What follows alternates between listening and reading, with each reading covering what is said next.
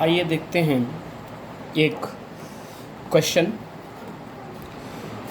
जो in-text question है 2.5 vapour pressure of CH Cl3 and CH2Cl2 at 298 Kelvin और 200 and 415 mmHg respectively. ठीक है ना। दो चीज़ें हैं जिनका वेपर प्रेशर क्लोरोफॉर्म और CH2Cl2 का वेपर प्रेशर 298 केल्विन पर 200 एटमॉस्फेयर और 415 एटमॉस्फेयर mmHg है रिस्पेक्टिवली। तो इसमें दो चीज़ें कैलकुलेट करने को कह रहा है। Calculate the vapour pressure of the solution by mixing इतने ग्राम क्लोरोफॉर्म और 40 ग्राम क्या इसको कितने केल्विन पर अगर मिक्स करते हैं। दूसरा इसी में क्वेश्चन जोड़ दिया है the mole fraction of the each component the vapour phase. Vapour phase में दोनों का मोल फ्रैक्शन निकालना है। तो बेटा यहाँ पर सीधी सीधी बात है कि प्योर CHCl3 का वेपर प्रेशर जिसे हम लोग PA vapour pressure of PA से रिप्रेजेंट कर सकते हैं। कितना दिया गया है 200 mmHg ये दिया गया है। ठीक है। और P नॉट CH2Cl2 यानी कि vapour pressure of pure CH2Cl2 क्या दिया गया है ये दिया गया है जिसे हम PB नॉट लिख सकते हैं। WA की वैल्यू क्या दी गई है। ठीक है ना। फर्स्ट कंपाउंड जो है वो कितने ग्राम है बात ये कर रहा है। ठीक है ना। फर्स्ट कंपाउंड कितने ग्राम दिया गया है।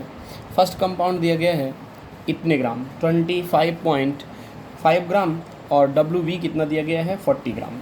आप सबसे पहले एक काम कर लीजिए आप कि मॉलिक्यूलर वेट या मॉलिक्यूलर मास ऑफ CHCl3 का निकालिए।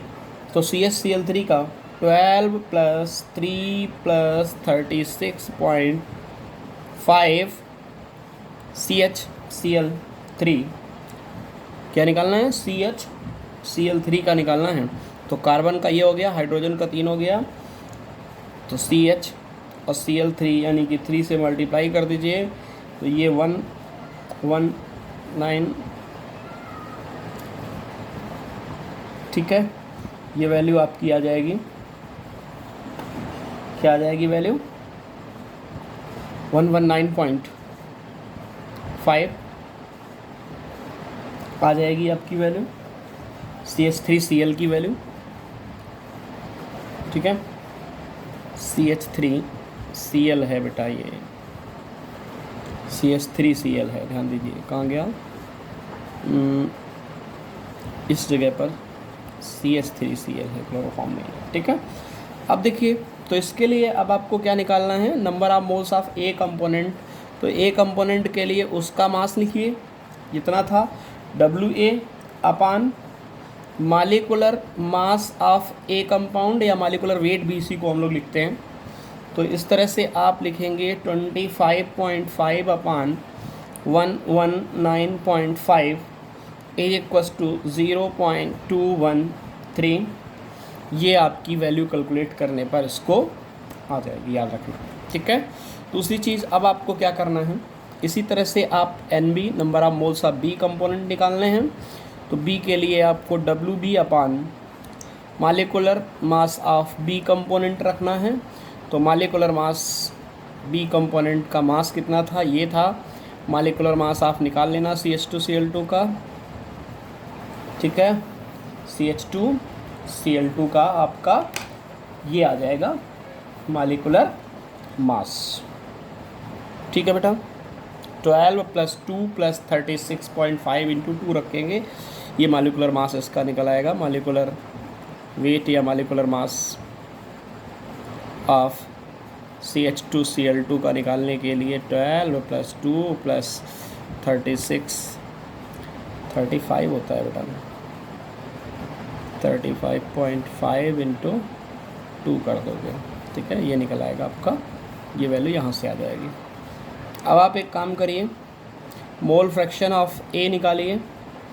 तो A के लिए जिसका मोल फ्रैक्शन उसके number of moles upon Na + NB रखिए वैल्यू 0.213 ये निकली थी अपान 0.4। ये जब कैलकुलेट करोगे तो आपकी ये वैल्यू जो होगी वो निकल कर आ जाएगी NB की वैल्यू ये 47 आ जाएगी, 0.47, ठीक है ना, 0.47 आ जाएगी। तो 47 प्लस 0.213, इसको आप कैलकुलेट करें। कैलकुलेट कर लेते हैं हम यहाँ कैलकुलेटर से। तो ये वैल्यू आपकी आ रही है 0.688, ठीक है बेटा। तो ये mole fraction of B component का, ए मोल फ्रैक्शन ऑफ ए, ये नहीं आ रहा है, थोड़ा गड़बड़ हुआ है ये कैलकुलेट करिएगा। तो ये वैल्यू आ जाएगी आपकी 0.312। इसी तरह से मोल फ्रैक्शन आप बी निकालिए।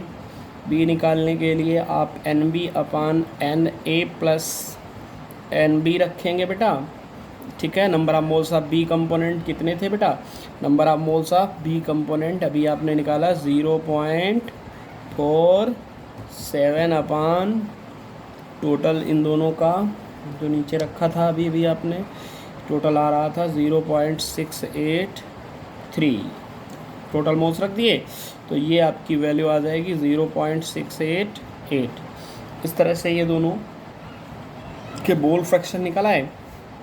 अब इसी क्वेश्चन में ध्यान दीजिएगा, चूँकि क्या दिया गया है इसलिए आप क्या लिख सकते हैं, पी टोटल जो होता है, आपने पढ़ा था फार्मूला पिछली क्लास में, पी नॉट ए प्लस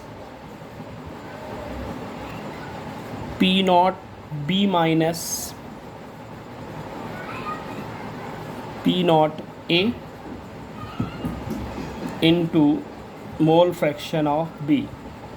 तो पी टोटल निकालने का फार्मूला लिख दीजिए यहाँ पर और वैल्यू पुट कर दीजिए।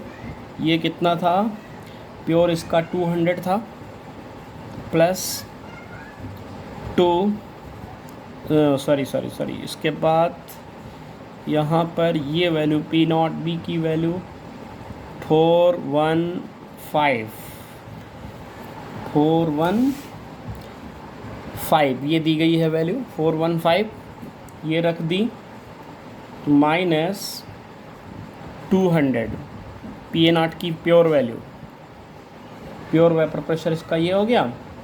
और यहाँ पर 0.0688 आपने अभी मोल फ्रैक्शन ऑफ बी निकाला है, ये रहा, ठीक है। मोल फ्रैक्शन ऑफ बी को रख दिया। तो जब रखोगे और इसको आप सॉल्व कर लेना, तो सॉल्व करने पर ये आ जाएगा 200 प्लस ये सॉल्व होके आ जाएगा 215 इंटू 0.688।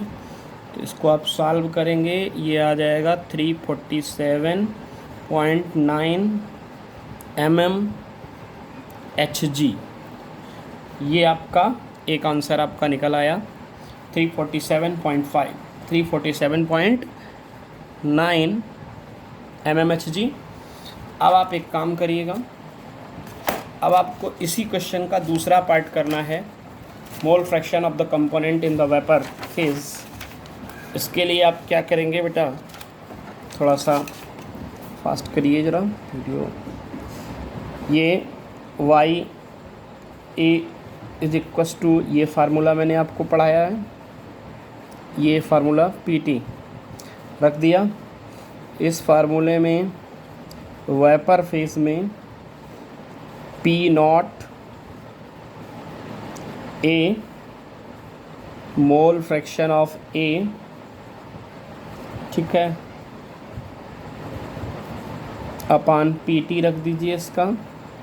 तो वाई ए मतलब mole fraction of A is equals to, value रखिए 200 ये दी गई थी, इंटू 0.312 अपान 347.9 रखा। सॉल्व करो इसको, ये वैल्यू आपकी आ जाएगी 3 × 6 यानी कि 62.4 अपान 347.9 ये वैल्यू थी। इसको सॉल्व करिए कैलकुलेटर उठा के, तो ये वैल्यू आ गई आपकी 1.18। ठीक है बेटा, ये आ गया। अब आप एक काम करिएगा, वाई बी इसी तरह से निकाल दीजिए। वाई बी के लिए पी बी बराबर P B upon P total रखेंगे, इक्वल लगाइए P B nought, X B रखिए अपान पी टी, फार्मूला लगा दीजिए, वैल्यू पुट करिए इसमें 415 इंटू 0.688 दिया गया था अपान 347.9। इसको बेटा सॉल्व कर लेना, वीडियो लंबा हो रहा, मैं शार्ट आंसर लिख दे रहा हूँ इसको सोल्यूशन का डायरेक्ट। ये आ जाएगा, ये आंसर हुआ आपका, एक ये आंसर हुआ और पीछे एक निकल गया था। ठीक है, इस तरह से ये क्वेश्चन यहाँ पर